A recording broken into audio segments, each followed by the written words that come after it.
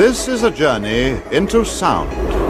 A journey which along the way will bring to you new color, new dimension, new values, and a new experience. It's time for the Echo Chamber. DJ Echo, powered by Echo Entertainment. El mundo sabe que estamos listos.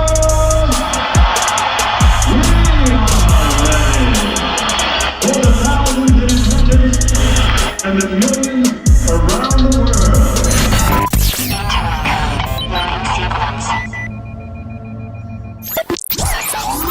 Three, two, one.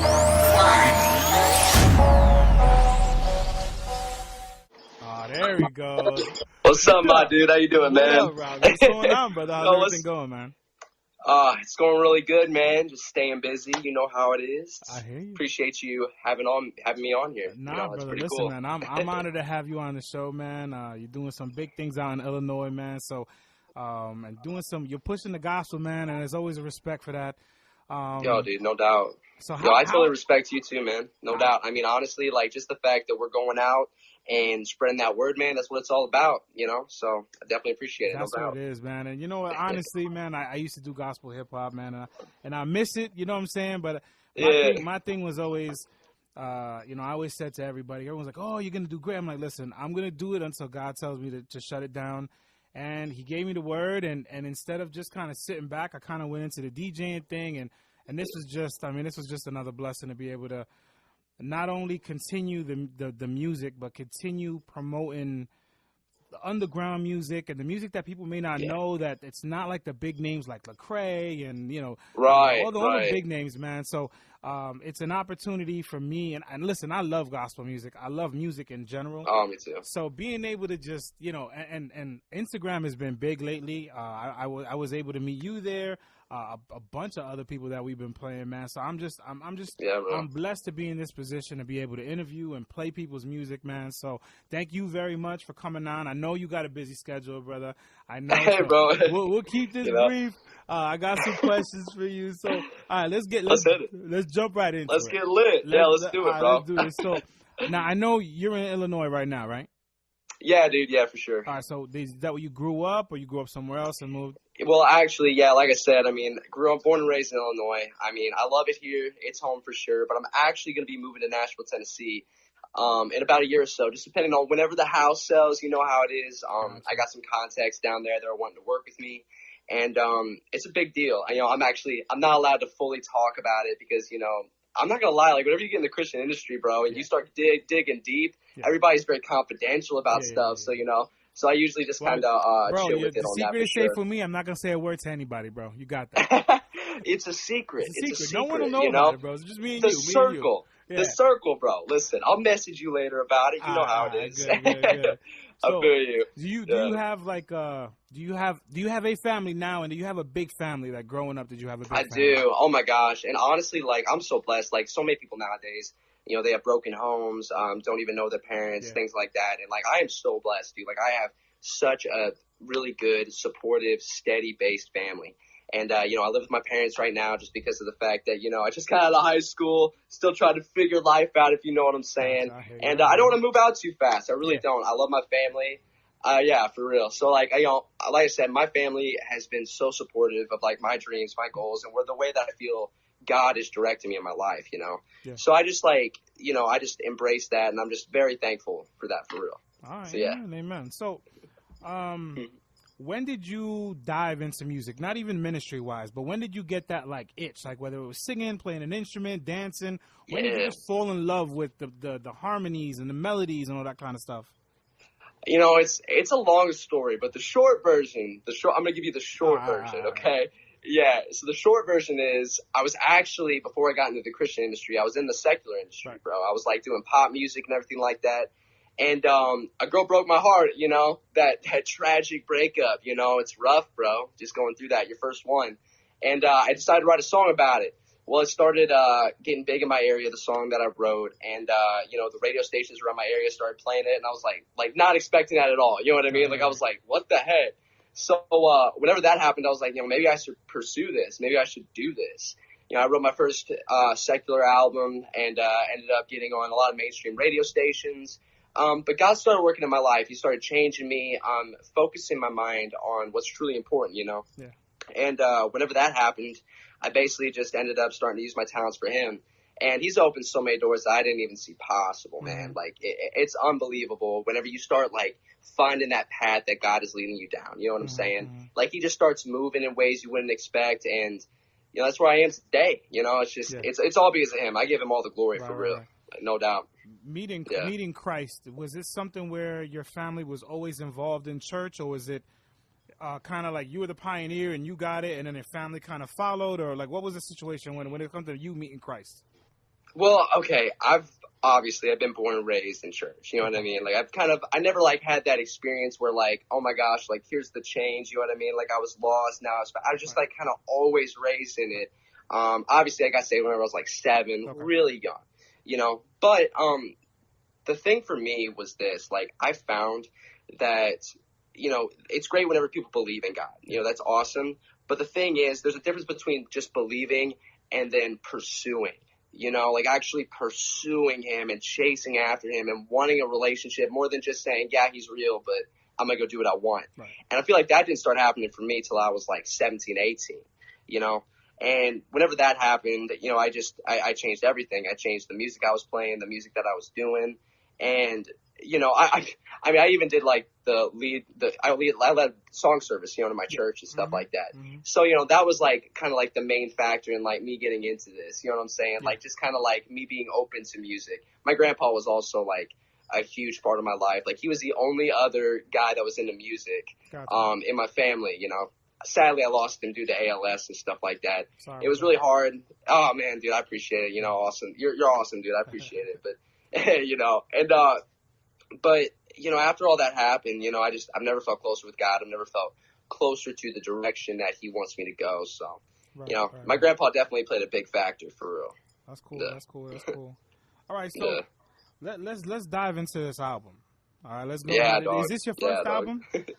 Well, actually, Stop the Running was, my first ever Christian album. My first album before even that was Sticks and Stones, but that's the old stuff, bro. I was just getting into the That's gig. old Robbie Shae. Yeah, this is the new and improved. You know what I'm saying? The new and improved. Right.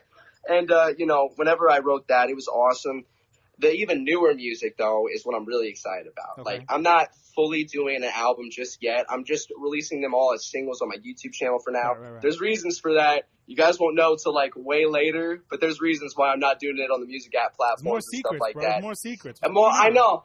It's terrible, bro. I know. I'm just sitting there, being so secretive, that guy in the corner, that shady guy in the corner, not telling you stuff. But listen, you guys are going to find out. I'm telling you. It's going down. Listen, we're all waiting in anticipation, so don't keep us waiting too long. You know what I'm saying? Oh, bro. Listen, everybody go follow up my boy DJ Echo. He's pretty lit. So I like this guy. You got a song that I saw on your Instagram. You have a song that you just dropped on your YouTube channel now, right? Or it was just a snippet? Or yeah. So what's that song?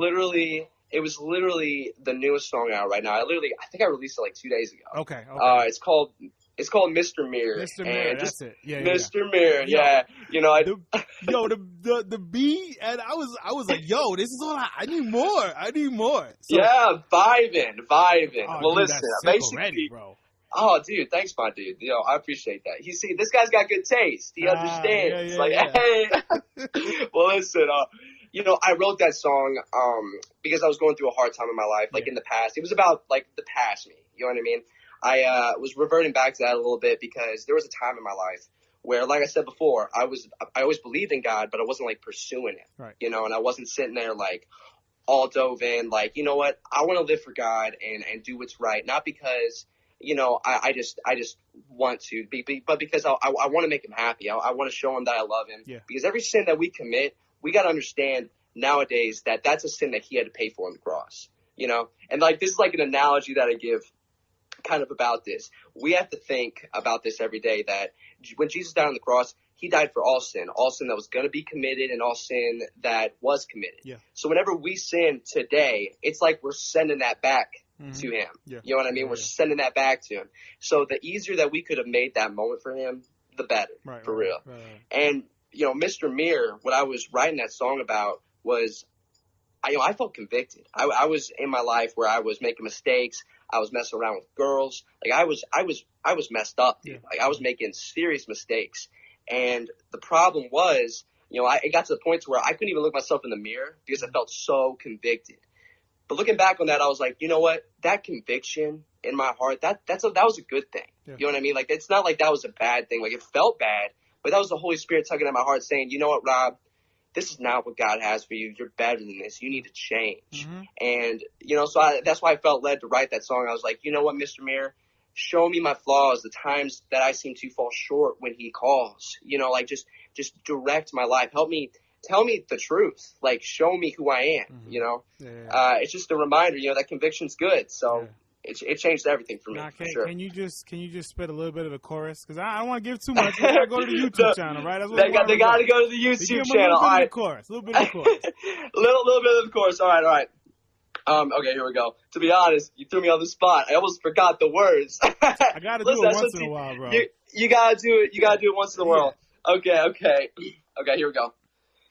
And oh, Mr. Mirror, will you show me my flaws? The times that I seem to fall short when he calls. Will you tell me my story? Will you break down my walls? Show me the man I am and who I become. Bye. No more. That's it. They gotta go to YouTube. That's it. They gotta go to YouTube. Yeah, they gotta go to that YouTube channel, bro. So real quick, we're gonna go over the social media, but give them the YouTube channel right now. What is it? Yeah, it's just Robbie Shae. You guys look it up, ROBBIESHAE. You got to remember that. So many people are always putting that Y on the end, bro. That ain't it. That don't rock. Yeah, that don't work. But yeah, Robbie Shae. Just go subscribe, check out the tunes. All the new stuff is on there. Like, the older stuff's on there too, but the newer stuff is where it's at on my channel for sure. You seem like really excited about these new projects, man. It's good to see, man. Dude. It's good to see. Some people are like, I got something coming out that's good. Nah, it's good to see you excited, bro. Yeah, like I'm pumped about it, and God is just like moving. Like He's showing me the direction I feel that the music He wants me to write is coming. Like, you know what I'm saying? Like He's showing me the direction I need to go. Gotcha. So I'm excited about the new stuff. That's cool. No doubt. Real quick, Rebecca Lynn Harbor, she threw up some hands, so we just want to give her credit on this thing. Yes. Yeah, right. Do you remember the first time you ministered on stage? Now, you said you've been doing music for a while, and you did the secular stuff, but the first time they called you on stage as Robbie Shae, the Christian gospel artist, like, do you remember that first time you touched the stage, you grabbed the mic, and you preached Jesus through your music? Man, dude, like, I'm not gonna lie, I actually went on tour not too long ago around the United States. Right. I did like this tour. Which is with this movement called HTL. It was like a student-led movement. Right. And one of the first shows that I was like full-on like a Christian artist, you know what I mean? Like a full-on legitimate artist. And I only did Christian music. It was in Branson, Missouri. Ooh. And whenever it was great. Oh, it was such an awesome show. And the people there were fantastic. Nice. And we literally was sitting there, and just the fact of like me being able to not have to filter what I said, that was something that was really convicting me too back in the day. Like whenever I was in the secular industry, I was sitting there like, should I say this? Should I do this? Because that's not like what these people are coming here for, Exactly. And, whoa. But yeah, it was just like really, really intense for me. Just that transition for sure. Right. You want to take a water break? Yeah, literally I totally got something in my throat, take a water break bro. Real quick, you and me. Yeah, I literally I'm not gonna lie, guys. It's that cold season. Don't be shaking nobody's hand, bro, because it is no Don't talk to nobody. You text everybody. That's it. You text them, you call them, you go near him.